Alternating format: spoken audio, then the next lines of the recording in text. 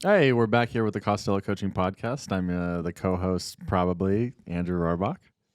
I love putting probably in there because it always gives a little smile to Tommy Costello over there, who is also the host of the Costello Coaching Podcast. Never officially any host in this podcast. It's just a podcast. Don't you always say, I'm Tommy Costello, your host for the Costello Coaching Podcast? No, I say, welcome back. You know I don't say that. Really? No, I say, and we're back with the Costello Coaching Podcast. I'm Tommy Costello with my man, Andrew Rohrbach. That's you do that. All right, I'll start again. Welcome to the Costello Coaching Podcast. We're back. I'm Andrew Rohrbach. I'm the co-host of this thing. Tommy's not the host or any of that. He's just Costello. In this episode, we got Lucas here. What's going on, dude?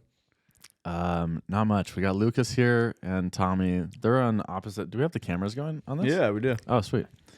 I just thought it would be beneficial for you guys to tell your story. Like, how'd you guys meet?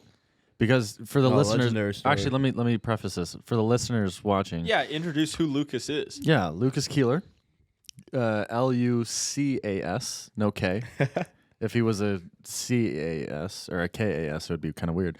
Keeler, Keeler. What's your handles? Yeah, do you want my social security number too? No, I don't want your social, but your handles. Instagram. What's your Instagram? Because you give good insight on Lucas.Keeler. Yeah, you give good insight on how to build a business and how to help with social media and stuff. So I do. It's true. So Lucas is pretty much the behind the scenes guy for Costello Coaching, which is a popular Costello, but I'm not the star of the show, podcast. But the job gets done. Yeah. So Lucas, I think you played baseball and Tommy was coaching you. My JV year. Yeah, it's at TO High School. Yeah, Sophomore. sophomore. So Lucas is just this down to earth guy, young 18-year-old kid who's been absolutely crushing it for Tommy. And you guys are pretty inseparable. I thought it would be really good if we had a podcast where you guys talked about how you guys met, what you guys are doing currently, and do you guys always travel in teams? Because the person I spend the most amount of time with in my life over the past 8 months has been Lucas Keeler. Yeah, because I might even ramp that up. Probably like the last year. No, since you graduated high school. Oh yeah, true. But just to backtrack a little bit, every time I invite Tommy somewhere, Lucas is coming with. Yep. So when did that start? Well, okay. Where do you want to start? Like my sophomore let's start year? right now. No, let's start right now and go backwards. Let's start at conception. Like when we met? When did you guys conceive each other? Okay. Whoa, That's too far. That's That's too a far. little too much. When did this all start? Go ahead. You Yeah, tell him what happened. My sophomore year, Tommy came in as this, I guess you would say this fireball of energy. We had this really bad coach my sophomore year for JV, and Jack Wilson was the head coach, ex-MLB baseball player, stud of a guy. And we got this news, this guy, Tommy Costello, is coming in to coach the team. And so, like, all these guys are, like, hyping him up or whatever, right? And I'm like, I'm thinking, like, in my Really? head, like, yeah. All these guys were, like, hyping him up, like, guys that, like, trained with him, right? Well, yeah. Oh, they were. And I'm okay. like, wow, like, y'all are sucking his dick right now, right? Like, this guy's gonna be shit. Like, that's what I thought in my head, like, all the preconceived notions. Like, this guy's gonna be, like, fucking nothing. Like, and you could, like, see, like, in his, like, team snap. I remember this, or we had, like, his Instagram or team snap, like, his old photo. And I'm like, this guy looks like a doofus, bro. I'm like, there's no way. Yeah, that was my immediate, like, first thought. Wow. And then I've never known this. No. But it was funny though, because like all the preconceived notions. What photo? It was like some photo that like we got. I don't even know how. Like the boys did some searching somehow. That's sick. But it was it was funny. Okay, let me tell on my But- perspective. Wait, you can go there. I know you're gonna compliment me Yeah. here in a second, but I don't need that. Jack Wilson, okay, was asking me. I felt like I had a lot going on in my life. I really didn't, looking back at it, but at the time I did. I was like, dude, I'm doing 6-7 sessions a day. I was training professional athletes. I was like, I got a lot going on. And he took me golfing, and right on the first tee box, hey, I need a JV coach. Season starts in a week and a half. Like, can you do the job? And I was like, no, man, I can't. So I tell him I can't. He asked me literally every hole. And then the 14th hole, I said yes. By the 16th hole, there was a contract in my email from the athletic director. By the 18th hole, it was signed. And it was in a matter of round of golf. And I remember going home. I told my mom I'm going to coach the JV team at Thousand Oaks High School. And she was like, there's no way you have enough time for that. And I was like, and my dad's like, you'll figure it out. And paid $1,000 for 3 months of work. Yeah, I didn't care. It was cool.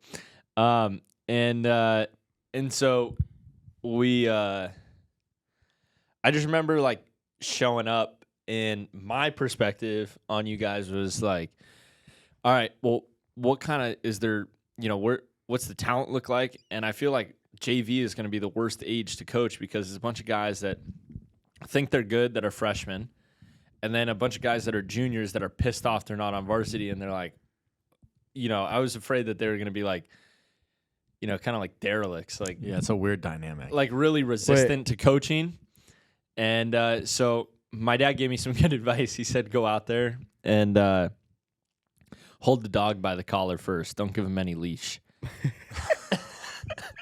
Classic Big Tom fashion. Yeah. Yeah. So what did I do? Well, this is the funny thing too, is that before, I think we scrimmaged our first, you came in, we scrimmaged the freshman The team, first right? day I showed up. First day, we scrimmaged the freshman team. This is keep in mind, only freshmen on these. There's no soft. There might have been one, but TO had a really good program. So if you're on JV and we had 6 juniors on our team, so we were pretty junior stacked. We lost the freshmen 6-2, and it was bad. We got our asses beat, and it was just I was just watching. Tom was just watching, and then the next These day, guys suck. the next day, dude, the next day we show up and it's ran a football practice, like drill sergeant shit. Like what? Like what was we come in there and it's all right, we're doing ladders. We're throwing on But command. I started a group chat and I gave everyone what the day. I texted out what the practice plan. Yeah, I texted out a practice plan and I said, hey, this is what we're working on. Yeah. So let me get this straight real quick. You had never coached a team ever. Yeah, I did. I coached a 8th grade football team when I was a junior in high school. Okay, but other than that, as an elite adult, level coaching right there. Yeah, sure. But as an adult, this is your first shot at coaching. I was a head JV coach, yeah, at a school that won CIF. Dude, you should have seen his flips. So it was pretty legit. It was fire. So, okay, so your dad gives you that advice, the dog collar advice, which is, I've met your dad a couple times. It sounds very up to par with Big Tom. No, it but does. What did you do? How did you start out? What was your thought process on how am I going to get this team cohesion together, and where did Lucas fall into that? Okay, so my thought process was if we can add some moving out of the lens of TO, I really believe that young men crave structure. So me providing a practice plan and letting them know what was coming is my first sign of helping people really have. In order to get buy-in, you got to give something for them to buy. And so my first step was, all right, tell them what's coming. Tell them what's coming and show up with an absurd amount of energy and care that you want to be there. Because what's most JV jobs like? They kind of don't want to be there. But the way I think about it, whether it's egotistical or not, whatever I put my name on, I want it to be really freaking good. Because I don't want my name associated with anything that's other than great. Right, anything subpar, that's not your brand. That's not me. So if I'm going to be the JV coach, no way we're losing to the freaking freshman team. That's bullshit. So I come out that next day. I didn't really know any of the kids. I was trying to learn all their names and get to know them because I had trained a couple freshmen there at TO and then varsity guys. I didn't really work with any guys that were on the JV team, which was kind of nice. Did you go out there and condemn them for the freshman thing? No. Or not at all. No. I went out there and I said, all right, guys, this is where we're at. This is how we're going to do this thing. Let's start like this. This is how we're going to warm up. This is how we're going to play catch. These are the ladder drills we're going to do. We're going to control 2 things. We're going to control the running game and our ability to play catch. We're gonna control the controllable. Here's the controllable things. We're gonna work extremely hard on the controllable. I don't care how talented or untalented you are. We can be good at these things. And then when I got out there and started hitting them ground balls and started doing some more like baseball stuff, they were all coached really well. Jack Wilson is the best baseball coach I know. Like the best baseball coach I know. Yeah. Let me say that a third time. Jack Wilson is the best baseball coach I know. Really good infielders. And all the infielders, every single guy was incredible with the way they approached the ground ball, shuffled through the ball, and played catch with the first baseman. So I was like, oh my God, the hardest part of the game, these guys got covered. Like, this is sweet. So what was the problem? Mentality. Who was the coach before? You said it was a bad coach. You actually don't have to give names. No, it was just a guy. It was a young guy that was out there to hit ground balls and just kind of hang out. Yeah, And that's he what was it like was. It was a basically hangout sesh. So 19 years old and Yeah. just kind of hanging out. So was this a big shock in the right direction for you? Oh yeah, it was an amazing shock for the team. Was the team all pumped about it? Like Yeah. after the first practice? Well, what was yeah, the, what I was think the the team gets on about it because like there was no like community, like you know what I mean. Like there was no like we showed up to practice and like we went home, like but then like when Tommy came, it was like oh my God, the boys are practicing the day. Like the boys are out. Like it was like the practices were fun because like it was like this is like the goal and like we're gonna win, you know, Marmonte League or whatever it was, and we're gonna strive for this goal and we're gonna hit it, but like. And we're gonna do all this work to prepare for it, and like I would say is that like I craved structure, and all the guys did too. Like there was no structure behind any of the practices, and like he said, like the practices were super structured. Like we were throwing on command. Like we did the ready, set, throw. Like you know we had 30 throws before each thing. We had to do push-ups for every throw that we dropped, and like it was like you had to wait for every guy to come back if the throw was overthrown. But it was just like. It was really nice because we had the community and all the boys were tight. Like those guys were some like the tightest guys that, like I'm still tight with today. Like and even like when I went to varsity my senior year, like I don't talk to any of those guys. I talked to more of the my sophomore year, the JV guys. Now. So did any of the stuff that he had you do feel very like basic, like very elementary? Like what are we like? Why are we just playing catch? And No, I wouldn't say it's like elementary. I think it was just. Really structured. It was like because like when we started doing like the throws on command, it was like we had we were doing different throws for each thing, and we were going 10 steps back, and we were doing like crossovers or whatever, shuffle, shortstop throws, whatever it was. But it was very structured, and we just weren't used to that. I think that was the biggest thing. What does that feel like, Tommy, for him to just go through some of the stuff that he learned 3-4 years ago? You know what's funny is I remember this all the time is we would always steal right after we stole second base. Like that was like his biggest thing. It's like nobody ever expects it. We steal second base, we steal third right away. Like next pitch we go. And like we did it a million times and we always got away with it too. So it what was is hilarious. what does that feel like, Tommy? And then he always said too, ground balls or throwing errors. The throwing errors, he preached the throwing errors because like 80% of the pitch or the errors in the game were throwing errors, and then like 20% was something else. It was So we hit like a million ground balls, and like I remember whenever we hit a ground ball and someone overthrew it, like the first baseman, the whole team like rallied. It was like hilarious. Like in the dugout, the boys would be going crazy. Oh yeah, it was fun. The dugout was fun. Like there's we tracked pop flies too. Yeah. Like the amount of pop flies that we had, like we did push-ups or something. Like we wanted more ground balls. Oh, with the hitting. Yeah, with the with the hitting. Yeah. Yeah, I would do some like so this is kind of like my coaching structure, and my coaching structure is like I have a ton of structure around what we're going to do, but a ton of freedom in their expression of themselves. Yeah. So it's a ton of structure in what we do, but I do not provide structure for how they need to like act. Like there's standards that we're going to hold, but the structures are going to uphold the standards, but each individual needs to live into their own self. And so guys could be weird. Guys could be angry. Guys could be goofy. And that was it. But hey, you got to tell them the Calabasas story. Oh yeah. Well, I'll tell another legendary story before this too. So like we had this one practice where Tommy was throwing BP. And we're on the freshman field of Thousand Oaks. Yeah. You know what this field looks like? It looks like straight dog poop, right? Like it's just not good. And Tommy's like throwing It's BP. like And it's Tom- like 90 degrees out. Oh yeah, in like but remember April. Tommy too. Like he goes, "Yeah, I tore my UCL like 6 months ago." Like No, before not this. 6 months ago. A month ago, like 2 a months month ago. Yeah. And this guy goes, I throw BP with like the whole deal, and it's like his arm is somehow good. We're like, okay. So this guy always throws BP, and he starts like ramping it up because like he's mixing in curveballs, like change ups on BP, and he's getting like ramped up. Like, how the fuck are you not hitting this? Like, and he gets back onto the mound, starts throwing 86 to 88 to our guys, and he's K'ing all of them. He K'd the side. He K'd probably 12. 15 I in a pitched row. 16 straight innings. 16 straight guys.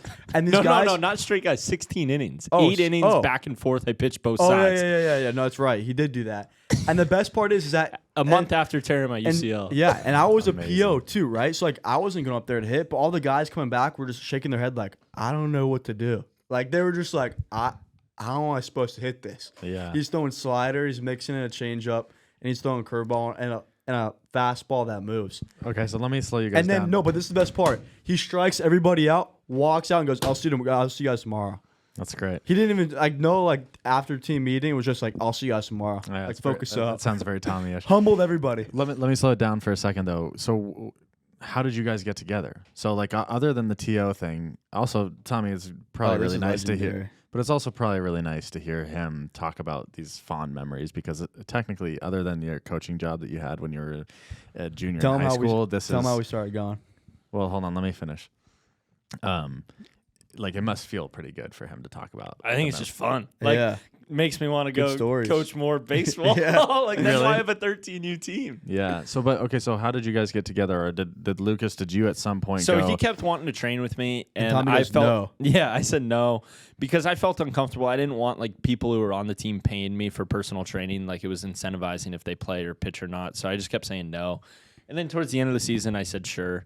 And he would come over. This is when I trained everybody out of my mom and dad's house, and he'd come over at like 5 a.m. before school, and him and Brady, who is like a brother of mine, and Bubs, Eli. Bubs. He was on the team. Great kid. 3 awesome dudes that are like ride or dies. My original guys that I trained like from the get-go at the park. Like those are just great dudes that I absolutely love.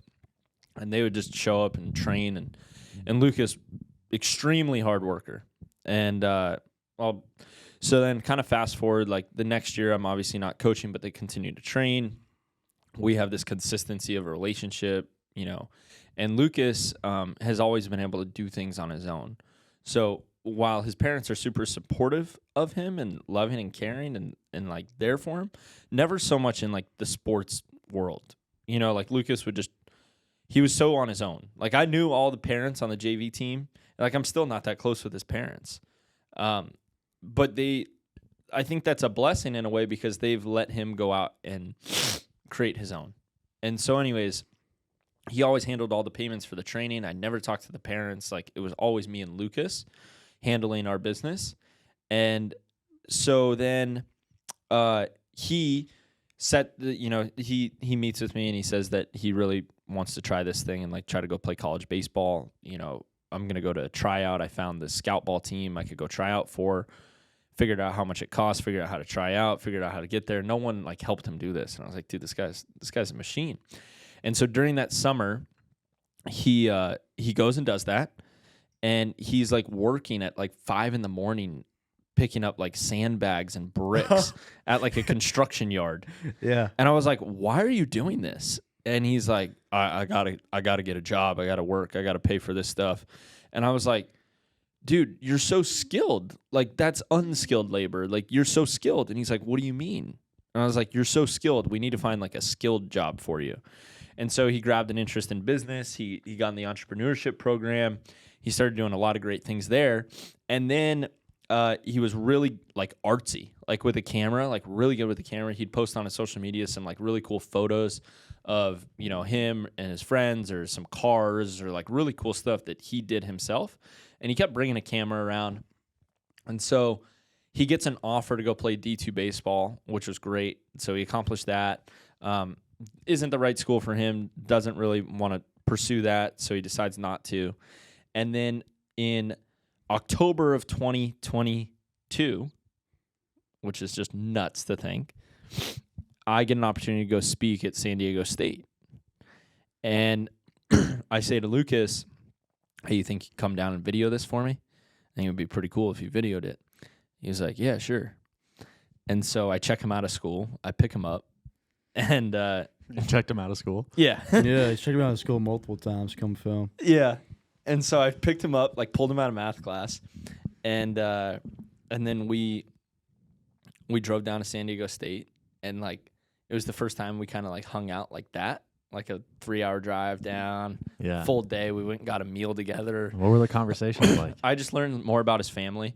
Yeah. Like I learned more about him. I learned more about his goals. He was kind of wondering like what was going on, like if he should go play college baseball or where his heart's at with that. Like, the coaching staff that he had his senior year they weren't great. Pretty tragic. They were bad. And so he just had a really bad taste in his mouth because of the experience that he was having there. And I think for me, I saw this person that was very, very talented that hadn't been acknowledged for his talent and extremely hardworking and really smart, like really, really smart. And so I was like, wow, this guy's really unique. And I just learned about him and learned about what he wanted, and I found something that, he could continue to work towards. And I knew that I needed to grow in terms of like content. I just never knew how. And he didn't really know how either, but I just knew that we worked together, and he knew who I was at the true essence of me and how I coach and what I'm about. And we've spent a lot of time on the ground with each other. And so he goes and videos this talk at San Diego State, clips it up. I'm like, dude, this looks sick. Like, this is fire. And he's like, let's post it. And we post it, and it gets like 100,000 views. I was like, oh, damn. And then he did another one, killed it. And then I got an opportunity to go speak because of those videos at another college, and he clips that up, and that killed it. And I was like, dude, we got something here. He's like, could I make you a TikTok? Boom, views, followers. And then in March, we really sat down and said, hey, we're going to game plan this content game. Like, you're going to take over my podcast and all my videoing, everything. And now he's trying to up my Riz game on my personal page. So now my personal page, he is posting on. Starting to look good. It's starting to look good. And so I expect in about a month and a half, my personal page will look fire.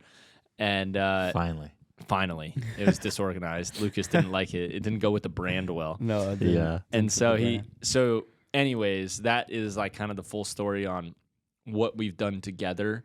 And more than just that, he's an absolute savage when it comes to business, well beyond his years, and coaches me and teaches me a ton. But more so, it's because he has an incredible amount of drive and work ethic to consume knowledge and work through it. Like he reads and studies and finds mentors. And this guy, I never wanted him to work for me. So I never wanted him to work for me.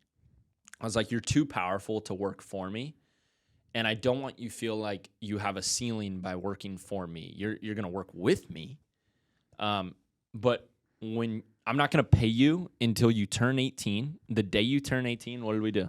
Went to Chase Bank, set up a financial or my own account. And I actually filed for my LLC too.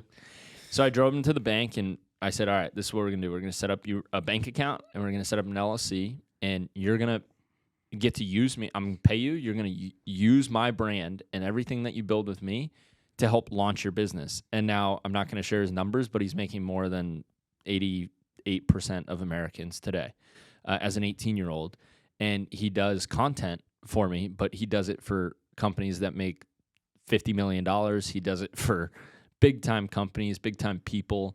And he's killing it. He's absolutely killing it. Do you love what you do, Lucas? Yeah, I mean, I've always had the drive. I think that's why. Like what he said. I mean, I've always, like, my parents never pushed me for anything in my life. It was always like, oh, you want to play baseball? Sure. Like, go play baseball. Like, there was no push. Like, there was, like, I wanted to go do training sessions, you know, I had to go do it. Like, they're not going to go do it for me. Like, there was no, like, here's the credit card.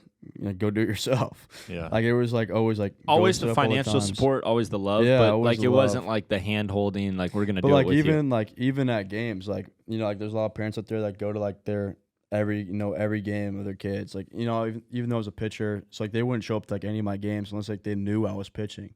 So like if I even like went to go close a game for like 3 innings, like they wouldn't be there. So they probably went to like maybe 2 of my games, and then maybe like my senior year they maybe went to 1.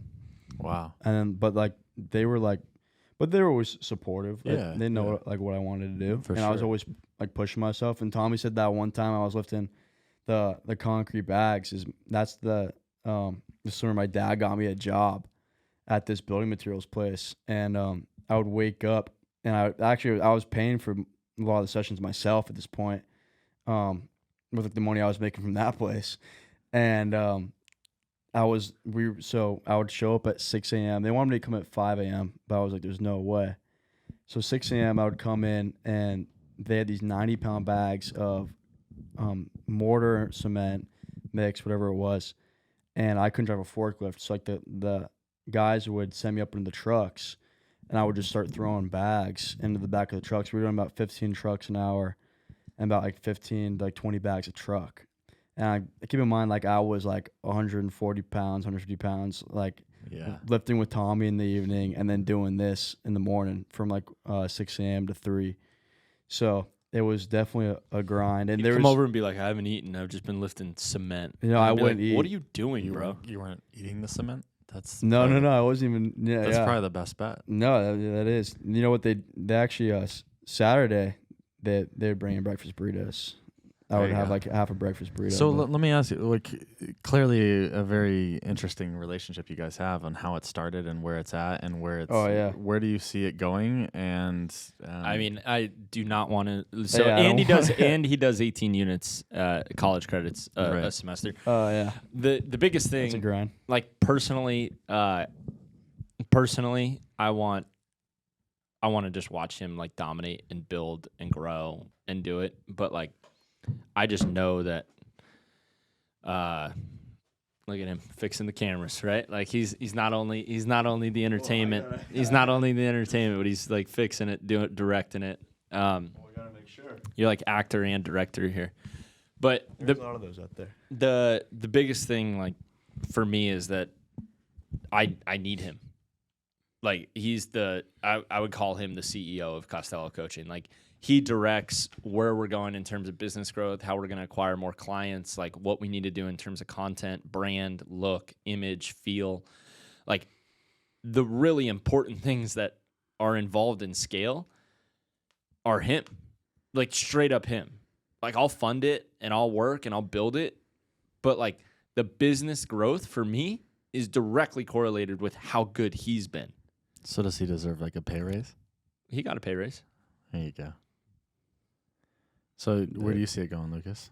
You're building your own thing, and It's just it's like sad to like envision the future, because I always obviously I think about it where it's like, well, fuck, you know, or excuse my language right there, but like one day this is not gonna be like how it is right now, and obviously like you want to like, it's like this is a dream, dude. Like working with Tommy every day, it's like working with like your older brother and just like grinding to like where you really want to be. Like obviously like he wants to be somewhere in life, and obviously I want to be somewhere in life, but it's like I'm 18, he's 26. I can help him get there now, and then I can take all the lessons from what I learned from him and teach. Obviously I already taught it to myself, a lot of them, and go apply it to my own business or whatever else I want to do. But it's like, it's sad to see the day where it's like I'm going to be running my own thing, and obviously he'll be running his own thing too, but we won't be Tommy- together as much. But yeah, just for the viewers at home, Tommy's got a little perspiration in his eyes. He's getting a little emotional. What are the emotions? I mean, you bringing just, out? dude, you better just find some people that you can teach how to build the content, because like you're not stopping with me until we got No. 10 little We'll Lucases have to- running we'll have to around hire editing some, and some doing the people filming and underneath. shit. Because I mean, like I love like doing this with you. Like I mean the fun part about like Yeah, it's a business, the dream. game of business like is fun. Like that's the competitive spirit, and you're my teammate. Like It's like the startup lifestyle. yeah, Like, it's that's not even like a startup or anything like that. It's just the grind of like getting to do it with someone and like having someone that's so willing to like put in 120 hours with me a week, and like just that mentality of like I don't care what time it is, like I don't care what day of the week it is. It's Sunday at 8:30 at night. We're fucking working because like we want to get it done. Like we want to be better. We want to have it done. Like So that's why you're the closest person to me over the past 6 months, and it's like that. Yeah, I don't want to lose that. I think it's a lot different too, like doing it by yourself and then doing it with someone else. Yeah.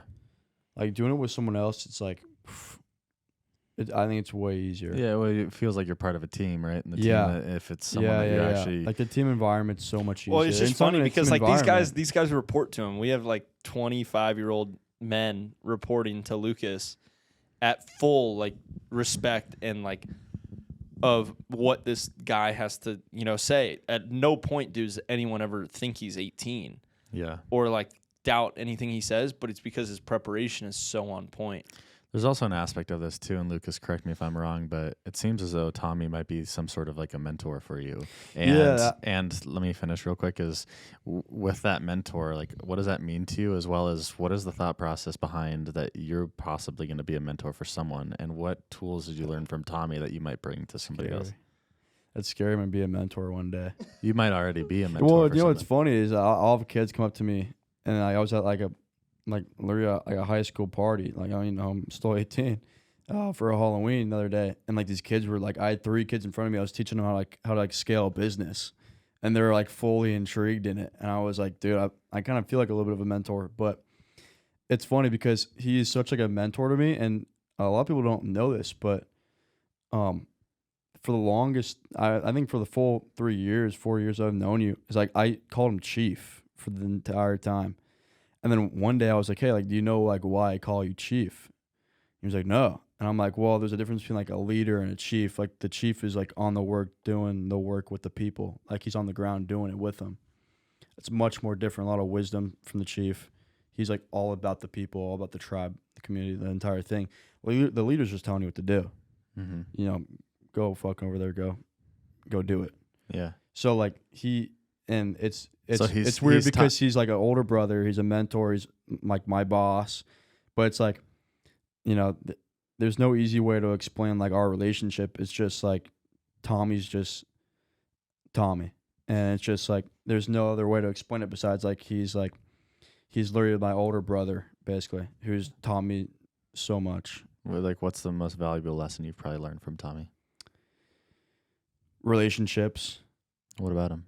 Tommy's really good relationships. So like I was horrible with like relationships from a business standpoint and kind of personal standpoint, where like this guy would take 40 phone calls a day and be on the phone with different types of people, and he would check in on people.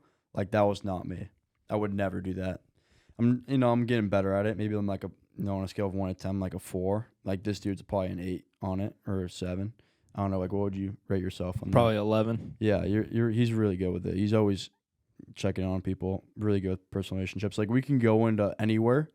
Like the other night, we went into dinner, and he knows everybody in the restaurant. Like if I went to that restaurant like 3 days out of the 7 nights of the week, I might know one person. Like they would recognize me and be like, hey, how you doing? But like this guy comes in here, acts like he like owns half the place, and all the people respect him. And it's like that to me, like I get to sit back and watch it and like learn from it and be like, kind of take notes. Like what is he doing here? Like how is he kind of like interacting with these people? What is he doing there? It's interesting because Tommy's just like, I wouldn't say it's a natural flirt. It's more of just like a natural person and natural energy to be around.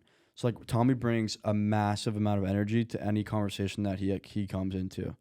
Like I'll get a phone call from Tommy and it's like boom, like next big idea that he has for like the company or whatever's going on, and boom, we're getting a new sales guy. This guy's all on board, like he's hyped about it.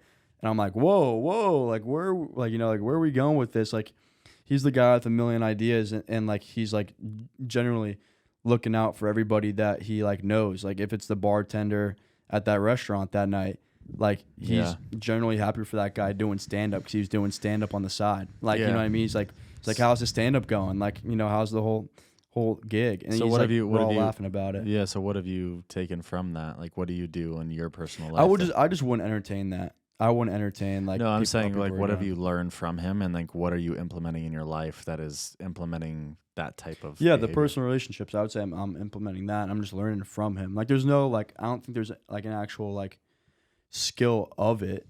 I think it's just.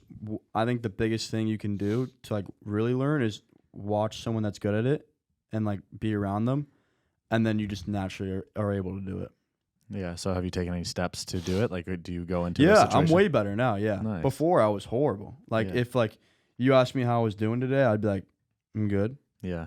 And then I would leave it at that. But like now I'd be like, I'm doing good. I'm doing this. I'm doing that. I did this yesterday, and life's going great. How are you doing? Great. But like back then I would have been like, Quiet. yep, Yeah. I'm doing good. Tommy, what have you learned from Lucas? Most memorable thing, most valuable thing that you've learned from Lucas?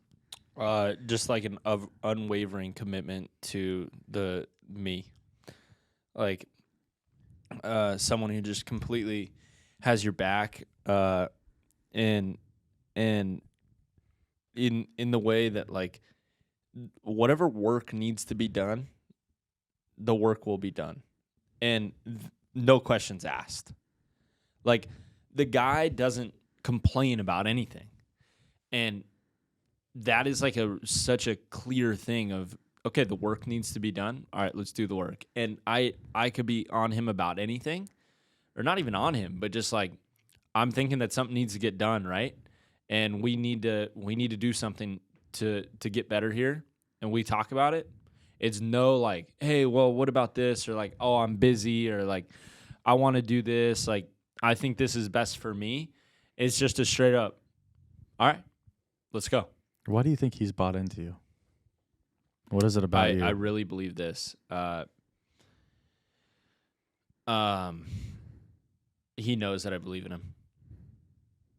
I think I believe in him more than he believes in himself, and I think that he has the power to do some incredible things, and I push him where he's uncomfortable, and he loves that. I think where he's comfortable is the workhorse, where I say, hey, Lucas, this needs to be done, and he can bury his head in the work and do it. And where I push him to be better is like, dude, like, hey, this is an opportunity here if you just, work into this relationship. Like if you just start to serve these people in the way that you know how to serve, it's going to come back to you tenfold. Like, don't be so concerned with the money, or don't be so concerned with them. Just like use your skill to help them, and like watch the way it comes back, and your everything will expand. So like I go into the restaurant last night that he's talking about, and there's no tables there. There was people 0. standing out the restaurant waiting for a table. But I know the bartender. I've established a relationship with the bartender. I walk in there. I go, Dave, how's it going, babe? Hey, can I get you your drink? Like, can I get you that club soda with lime juice? Yeah, I love that, man. Thank you. Can we get my boys taken care of? Oh, they're almost finishing up. You want these seats? Yeah. We'll get those seats. But those people like knew that I was invested in them first, and then it just happened naturally. I wasn't walking in there, where's my table? Right. I'm the man here. Like, where's my table? It was like, yeah, we'll stand here the whole night if we have to stand here. I'll talk to you, and we'll have a drink, we'll eat. If we have to stand, we have to stand. Like, it's all good. But we sat and ate, and the same people were waiting for the table when we left because they had never either had the opportunity to or never invested in a relationship with the people that were there on the ground. Yeah. And so I think what I see for Lucas and where I challenge him in is to break that comfort zone of like being okay with, building relationships with people. I think not like he's been hurt, but it's been hard for him to trust people. Mm-hmm. And there's been an absurd amount of trust between us. And he knows that I just believe in everything that he's capable of.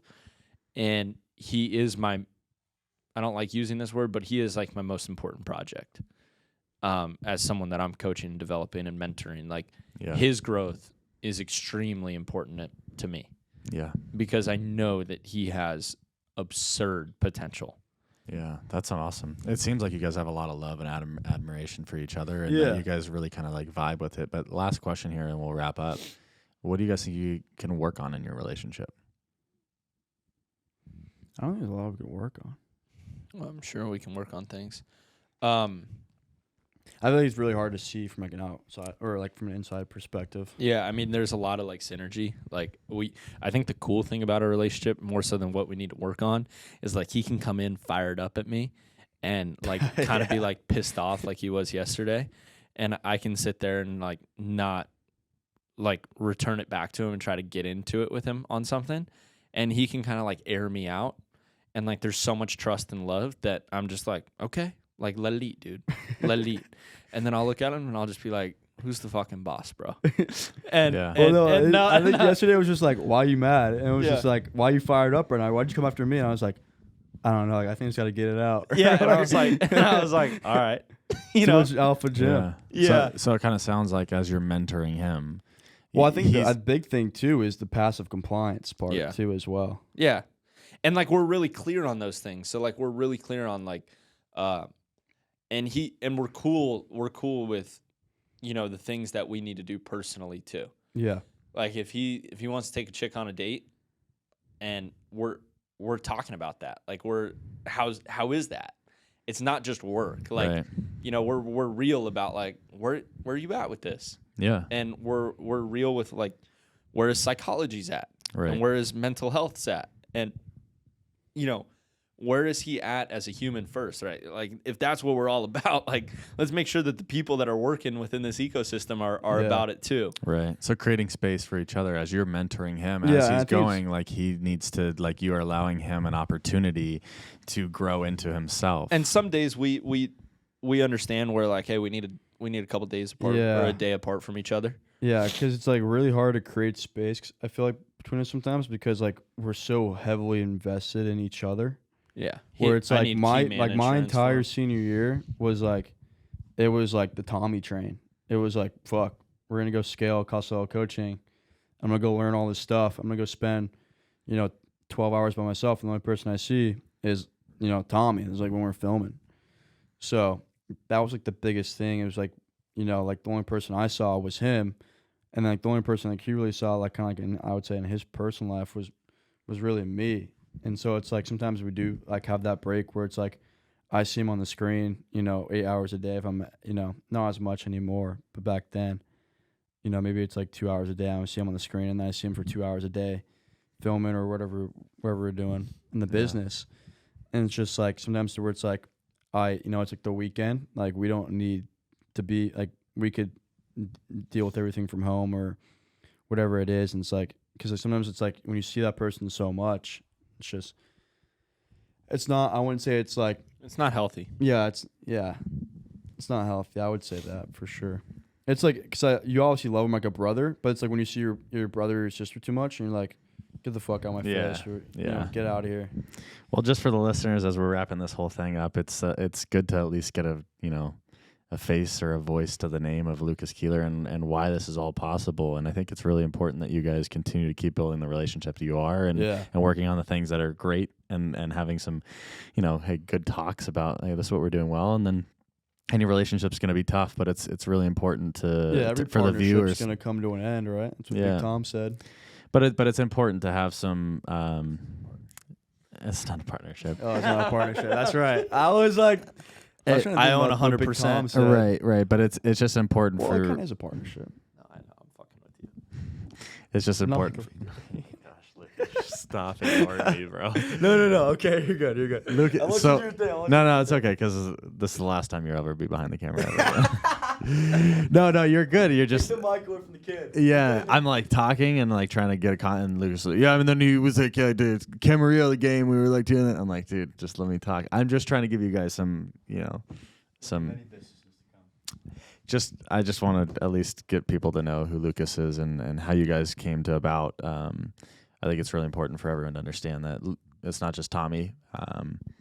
And I think Tommy would be the first person to say that it's not just Tommy. And that's the thing that's 100%. really, really beautiful about your guys' relationship. And for people to check out Lucas and everything that he's about, because he's, I've known you for probably 8-9 months now, Mhm. right around that. And I don't spend as much time as you do with Tommy, obviously, because I'm only here for mostly podcasting stuff. But I do want to say this for you, Lucas, is you're a genuine guy, salt of the earth. And I think Thank you. that your guys' relationship is a very important one, and you not taking advantage of anything. And I know you won't, but Tommy is an amazing person, but it also is important for you to know that you're an amazing person for Tommy. And you guys are learning a lot together and scaling an important business where you guys are helping people. So make sure you guys are helping each other first, and I know you guys will. Oh yeah, we always are. So we'll wrap that up. Cold plunge sauna. And Very good. That's how we help. There you go.